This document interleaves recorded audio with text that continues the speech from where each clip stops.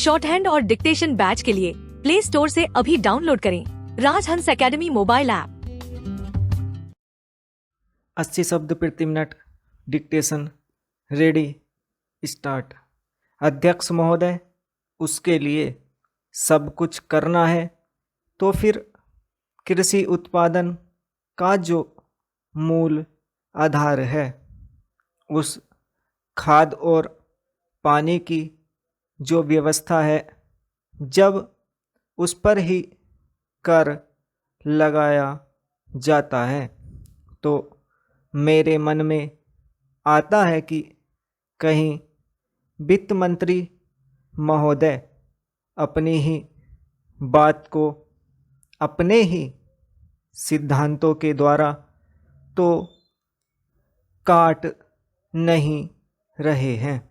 मैं कहना चाहता हूँ कि हमारे देश में अभी भी चौथाई भूमि से ज़्यादा सिंचित भूमि नहीं है।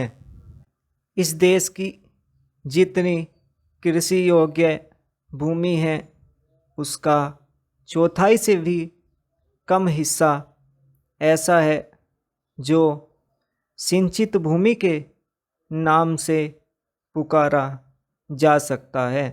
मेरी राय में अब समय आ गया है जबकि पिछले 2-3 वर्षों की नीति पर फिर विचार किया जाए और एक मात्रा में घाटे के बजट का सहारा लेकर ही सही आर्थिक तथा सामाजिक विकास योजनाओं की गति को बहुत बढ़ा दिया जाए।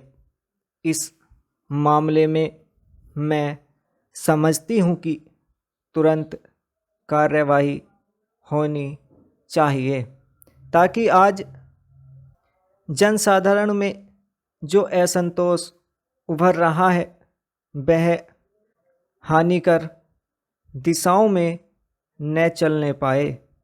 आज के राजनीतिक वातावरण की दृष्टि से भी मैं कहना चाहती हूँ कि विकास की गति को बढ़ाने की आवश्यकता सर्वोपरि है।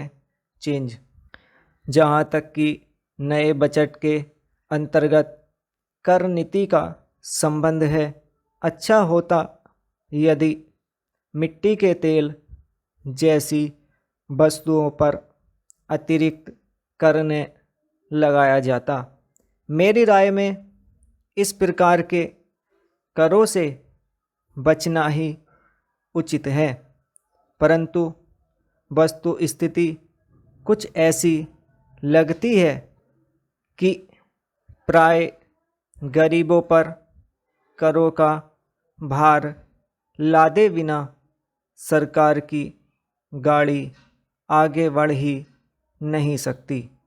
एक नया कर जिसे पहली बार वित्त मंत्री ने लगाने की ठानी है, वह कृषि संपत्ति संबंधी कर है।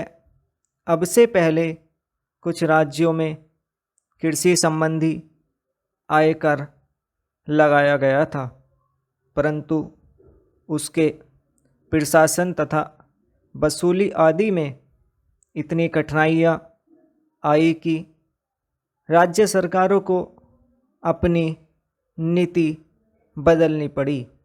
बात यह है कि जहाँ करोड़ों अनपढ़ तथा गांवों में बसने वाले किसानों पर हिसाब किताब रखने और रिपोर्ट भेजने की जिम्मेदारी लादी जाती है, वहाँ ऐसा कोई कर सफल नहीं हो सकता।